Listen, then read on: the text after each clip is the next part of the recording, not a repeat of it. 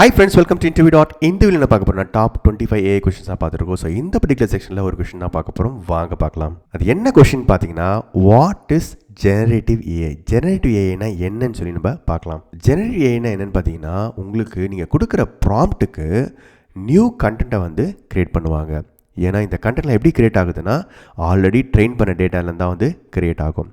For example, இந்த YouTube வீடியோவுக்கு நான் வந்து தம்ப்நெயிலை வந்து ஜெனரேட்டிவ் ஏஐ யூஸ் பண்ணி தான் நான் வந்து கிரியேட் பண்ண போகிறேன். என்னோட டே டு டே லைஃப்பில் பார்த்தீங்கன்னா, நான் டெஸ்ட் கேஸை வந்து ஜென்ரேட் பண்ணுறேன், கோடை ஜென்ரேட் பண்ணுறேன், டாக்குமெண்ட்டை ஜென்ரேட் பண்ணுறேன். எனக்கு தேவையான கொஷின்ஸ் எதாக இருந்துச்சுன்னா அதுக்கு நான் நோட்ஸை வந்து நான் ஜென்ரேட் பண்ணுறேன். அதுக்கப்புறம் இமேஜஸை வந்து நான் ஜென்ரேட் பண்ணுறேன், ஜிப் ஃபைல்ஸை வந்து ஜென்ரேட் பண்ணுறேன். இது மாதிரி நிறைய ஜென்ரேட் பண்ணிட்டு இருக்கிறேன், டிஃப்ரெண்ட் டூல்ஸ் யூஸ் பண்ணி டே டு டே லைஃப்பில். ஸோ ஜெனரேட்டிவ் என்னென்னு பார்த்தீங்கன்னா, நம்ம கொடுக்குற ப்ராம்ப்ட்டுக்கு டெக்ஸ்ட்டை ஜென்ரேட் பண்ணுறது, அப்புறம் கோடை ஜென்ரேட் பண்ணுறது, இமேஜஸ், ஆடியோ, வீடியோ, இந்த மாதிரி நிறைய அவுட்புட்ஸை வந்து நம்ம ஜென்ரேட் பண்ணுறது யூஸ் பண்ணுற ஒரு டெக்னாலஜி தான் பார்த்தீங்கன்னா ஜெனரேட்டிவ் ஏஐ. நீங்கள் என்னென்ன விஷயத்தெல்லாம் ஜெனரேட்டிவ் யூஸ் பண்ணுறீங்க, எதுக்காக யூஸ் பண்ணுறீங்கன்னு சொல்லி கமெண்ட் செக்ஷனில் கொடுங்க. இன்னும் நிறைய விஷயங்கள் நம்ம பார்க்க போகிறோம் ஏஐ பற்றி. Thank you so much for your support. All the best for your career. Thank you. Bye bye.